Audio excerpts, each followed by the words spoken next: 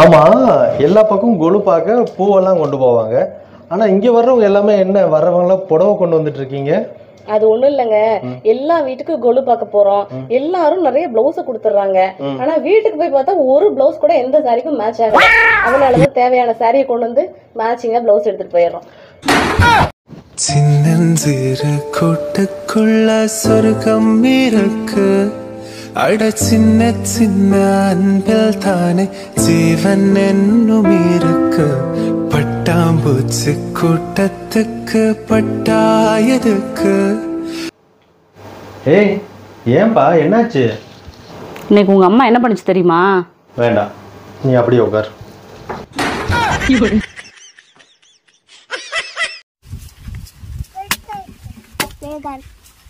யாரு கேள்வி வேணும்?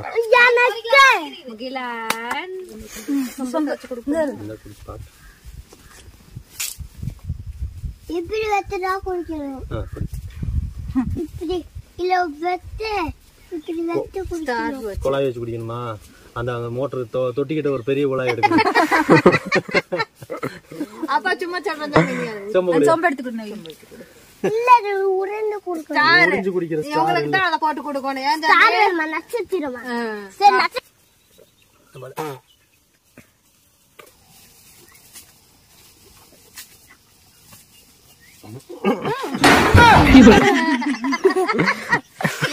குடிக்கவே முடியல.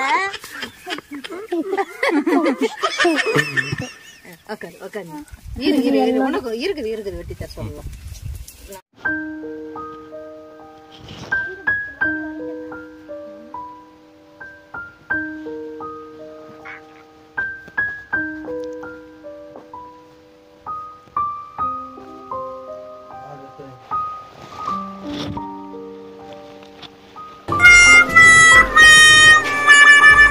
கௌசி, இந்த நேத்துல இருந்து எழுத்தெல்லாம் ஒரே மயமாயின்னு தெரியுது, என்ன இருக்கும்?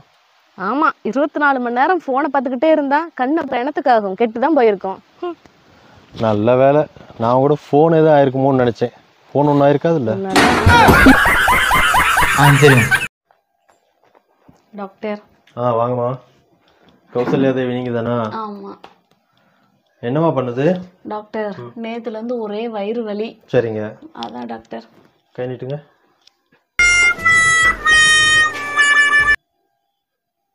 நாக்கு நீட்டுங்க. என்ன தெரிகிறது? நைட் என்ன சாப்பிட்டீங்க? அது வாங்க டாக்டர், பீஸா, பர்கர், சாண்ட்விச், அவ்வளவுதான் டாக்டர். இது ஃபேஸ்புக்கோ வாட்ஸ்அப்போ இல்லை. ஹாஸ்பிட்டலுக்கு வந்தா என்ன சாப்பிட்டேன்னு டாக்டர்கிட்ட உண்மை சொல்லணும். உண்மை சொல்ல, என்ன சாப்பிட்டேன்? 4 புரோட்டாவும் சிக்கன் குருமாவும் சாப்பிட்டேன் டாக்டர். அதான் சொல்லு. இங்கிறது கண்டாத தின்னு வந்து வயிற்று வலிக்குது, வாந்தி வருதுன்னு சொல்லி. இனிமேல் இந்த மாதிரி கண்டதையும் திங்காம நைட்டு அளவா இட்லி, தோசை, சப்பாத்தி இந்த மாதிரி சாப்பிடுங்க. 2 மாத்திரையும் ஒரு செட் டானிக் எழுதியிருக்கேன், சரியா?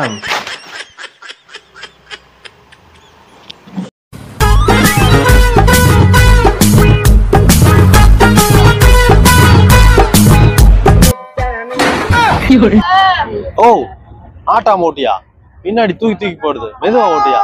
யோ, நீ லாஸ்ட் சீட்ல வந்து உட்கார்ந்துட்டு தூக்கி தூக்கி போடுறதுனா வேற என்ன பண்ணுவாமா? அப்படியா? ஆமா ஆமா. இத்தனூண்டு வண்டியிலேயே கடைசியில இப்படி தூக்கி போடுது. அவ்வளோ நீல ட்ரெயின்ல கடைசி போட்டு எப்படி எல்லாம் தூக்கி போடுது. தூக்கி போடாதா? ட்ரெயின்ல தூக்கி போடாதா?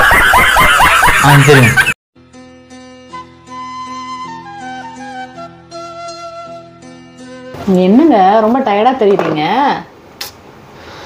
என்ன தெரியல பாரு, என்னால ஹெவி வேலை, டயர்டா இருக்குது. அப்புறம் என்ன லீவ் போட்டு வீட்டுல இருந்துக்கலாம்ல? இல்லப்பா, வேலை நிறைய கிடக்கு ஆபீஸ்ல. நீங்க ஒன்னும் போக வேணாம், பேசாம லீவ் போட்டு ரெஸ்ட் எடுங்க. அப்படிங்கிறியா? ஆமா. சரி, ரெஸ்ட் எடுத்துக்கிறேன், லீவ் போட்டு.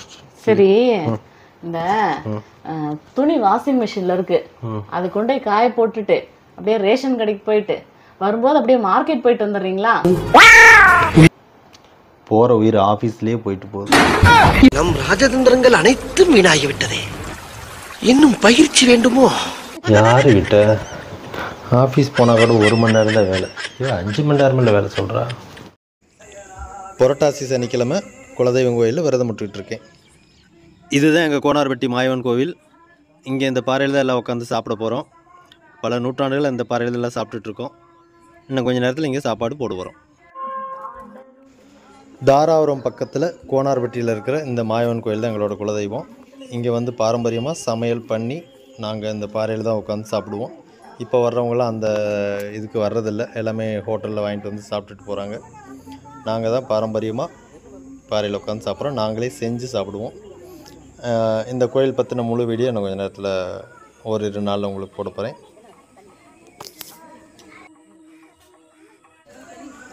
மேலே ஒருத்தருக்கு ரசம் ஊற்றுனா கீழே உள்ளவங்களுக்கு ரசம் வேண்டியதில்லை, வந்துடும். சாம்பார், பொரியல், ரசம், தயிர், பஞ்சாமிர்தம், இது எல்லாமே செஞ்சு இந்த பாறையில் தான் உட்காந்து சாப்பிடுவோம். வாங்க எல்லோரும் சாப்பிட்டு போகலாம்.